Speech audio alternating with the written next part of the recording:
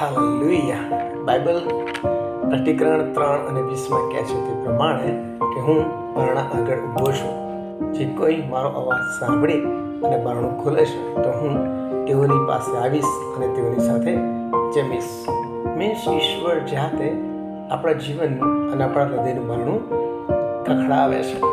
Is trying to knock it. એ બારણું ખખડાવે છે અને આપણા જીવનમાં આવવા માગે છે. એ ઈશ્વર કે જેણે આકાશ અને પૃથ્વીનું ઉત્પન્ન કર્યું, ઈશ્વર કે જેણે મરણની સત્તાને તોડી નાખી, ઈશ્વર કે જેણે પાપના બંધનોને તોડી નાખ્યા, ઈશ્વર કે જેના પર વિશ્વાસથી આપણને અનંત જીવન મળે છે, એ ઈશ્વર કે જે સ્વર્ગનું દ્વાર છે, એ ઈશ્વર કે જે મુશ્કેલીઓ દૂર કરે છે, એ ઈશ્વર કે જે બીમારીઓને મટાડે છે, એ ઈશ્વર કે તમારી દરેક જાતની મુશ્કેલીઓ, તકલીફો, દુઃખોને સાંભળે છે. બાઇબલ કહે છે તે પ્રમાણે કે જ્યારે તમે પ્રાર્થના કરો છો ત્યારે ઈશ્વર તમારી પ્રાર્થના સાંભળે છે અને એ પ્રાર્થનામાં જો તમારા દુઃખ હોય છે, તકલીફ હોય છે, મુશ્કેલીઓ હોય છે, સંકટો હોય છે, એ સગળું પ્રભુ તમારું સાંભળીને સગડામાંથી તમને મુક્ત કરે છે, તમારા દુઃખો દૂર કરે છે. પ્રભુ તમને શાંતિ અને આનંદ આપે છે. બાઇબલ કહે છે તે પ્રમાણે કે જેના શબ્દથી આકાશ અને પૃથ્વી ઉત્પન્ન કરવામાં આવ્યા.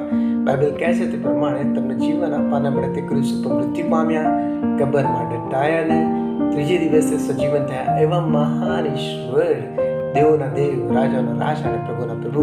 અને બાઇબલ કહે છે કે આકાશ તળ અને માણસોમાં તારણ માટે, મુક્તિ માટે એક જ નામ આપવામાં આવેલું છે અને નામ તો પ્રભુ ઈસુ ખ્રિસ્તનું છે કે જે નામમાં આપણને જીવન છે. એ મહાન ઈશ્વર આજે તમારા હૃદયને ખખડાવે છે. એ મહાન આજે તમારા જીવનમાં આવવા માંગે છે. એ મહાન ઈશ્વર તમને તમારા જીવનમાં આપીને એક નવું જીવન, શાંતિ, આનંદ, પ્રેમ આપવા માંગે છે. Is knocking.